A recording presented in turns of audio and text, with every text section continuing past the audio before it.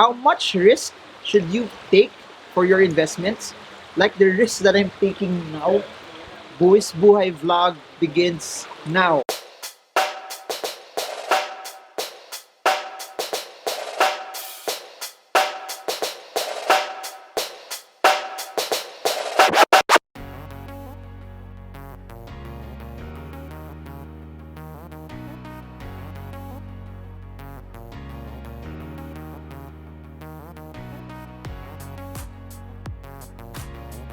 Hey guys, I'm here at the Fern Trail, still here at the Redwood National Park, still in California, and we're here to do continuous content to educate you and help you invest more to trade properly. For those who are familiar with this place, this is where they filmed a lot of scenes from Jurassic Park. So if you see it to be somehow familiar to, I think they filmed the Lost World here. So I'll try to figure out what were the exact scenes that they did it, but it was in this area. So we're back with our Buwis Buhay videos again. This time it's a bit wet. No, the streams are a bit wet here, but since this is a Buwis Buhay video for me, let's talk about risk. Let's talk about what amount of risk should you take when you start to invest, because at the end of the day, especially in the Filipino context, the stock market is characterized by a lot of risk. Yeah, but you have to remember, context-wise, there are other investments that are riskier than stocks. Cryptocurrencies are much riskier. Forex, commodities. Anytime you have the ability to have margins, anytime you have the ability to short, anytime there's more leverage involved, anytime derivatives are part of the equation, that presents a higher degree of risk. I think the only reason why the stock market is viewed as something that has a large amount of risk when it comes to investing in general. I got smoked, guys. Look at that puddle of mud. But anytime, every time, the stock market is always characterized by a large level of risk. I think for the very reason that we're not yet exposed to other levels of investments that have a greater degree of risk as compared to the stock market. That's why when everyone thinks about the stock market, it's always risky, it's always gambling, it's always something that's a bit scary, it's always something that's of a higher degree. But if you go to other markets, guess what?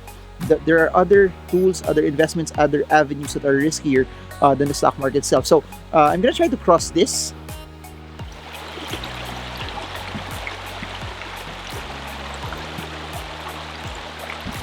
So let's see how I fare.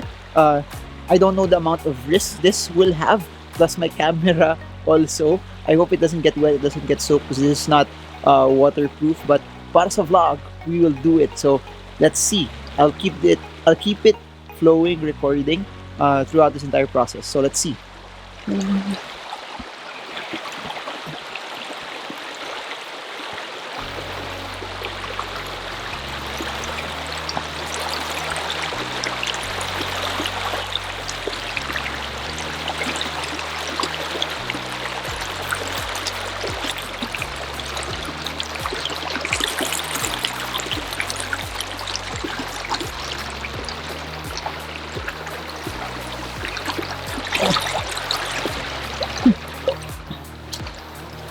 So I made it, I crossed it, but my feet's soaking wet right now, guys.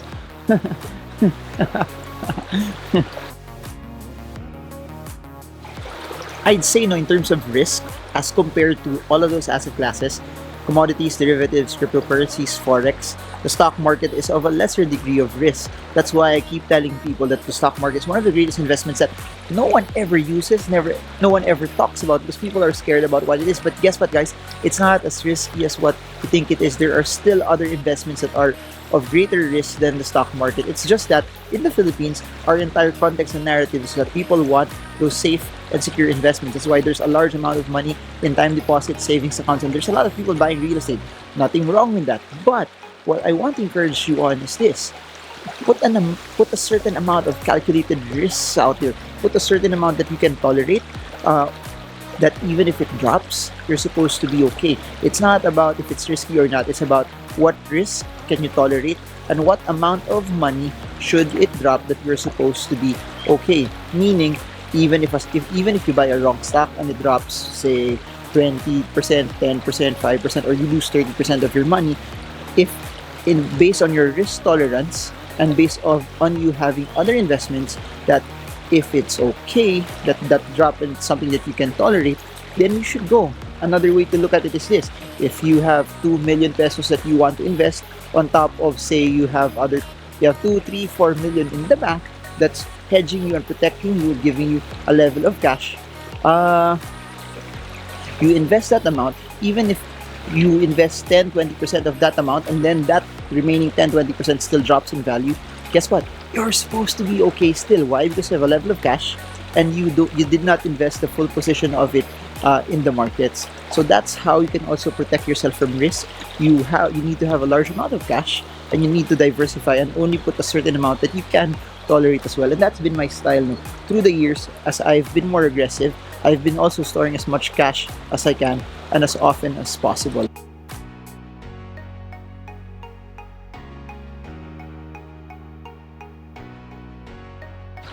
Look who we found.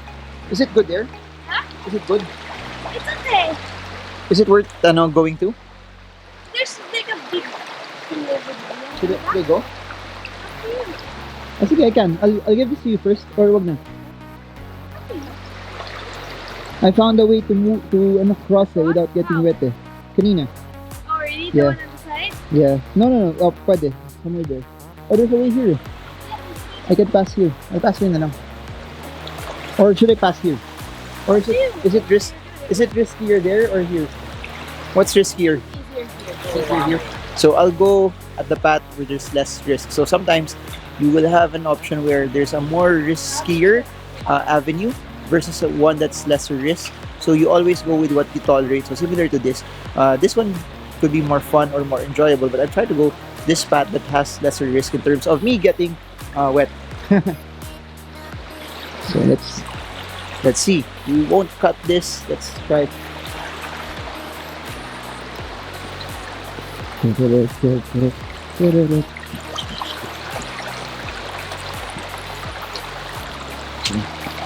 Whoa! And what?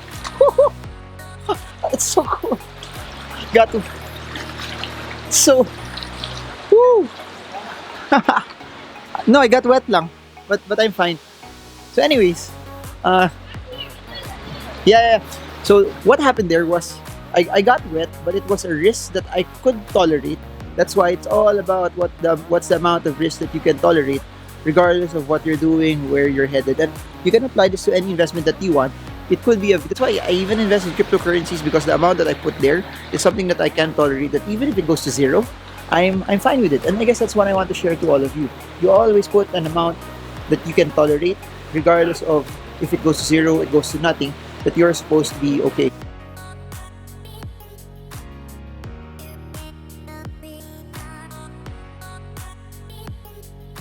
You walk further down pa? Yeah. Was it risky? It was, but It was? Was it worth it also? there's more vlogs. There's more luck, so okay lang. So another tip in risk, no, is that sometimes the more risk you take, the greater the rewards that you will see. It's people who take greater risk that will also get greater rewards. Sometimes if you play it too safe, you won't be wet, but you won't experience things that other people that take larger risk would actually get. That's why it's good to have a large amount of cash stored. It's good to diversify because it will allow you to become more aggressive. It will allow you to push forward and do things that other people don't do. And I'll tell you this, that's why you need to take an amount of risk also. It's because the payoff might be good. I don't know if it's good, but makikinig na lang ako sa kwento, sa chismis, if it's actually good. So let's do this. I'm gonna cross this.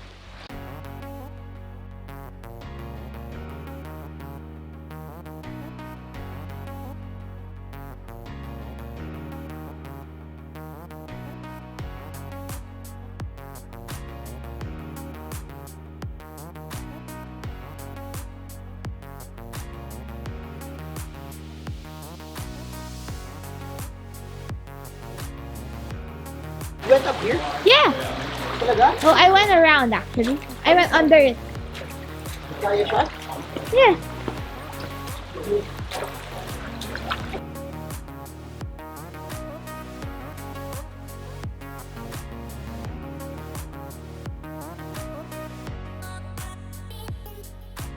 Another way for you to segment risk is via volatility. You can use the term beta. Beta is a measurement of how volatile a stock is.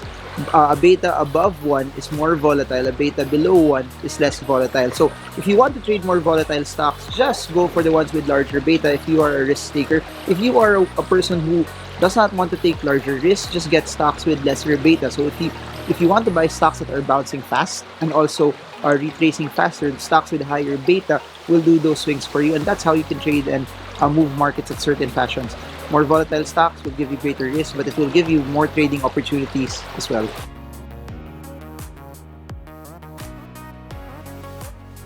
So I'm trying this now. I'm gonna pass through this. I think this will be narrower, guys. This will be narrower. So let's. Whoa.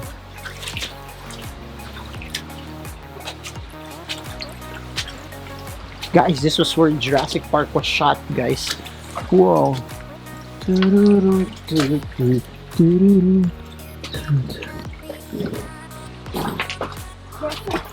So just to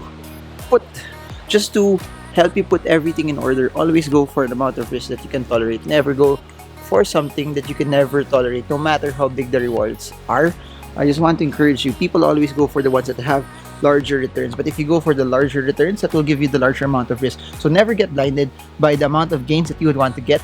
Always segment it by the amount of risk that you are willing to take, because at the end of the day, it's all about the risks that you can take, and earnings is just, for me, earnings are just a reward based on the amount of strategy and discipline you deploy your investments for you to get that monetary reward. So never chase earnings, build your strategy, and see the amount of risk that you're willing to take for that trade, because later on, that's what's going to help you to win.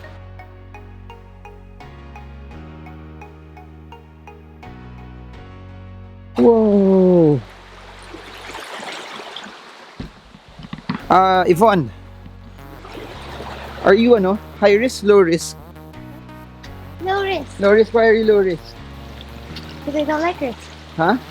I like What? everything that's sure. You like everything that's sure? Saan ka mas risky? Sa investment, sa love? Love. Sa love. So you took a risk on me? Risk on it.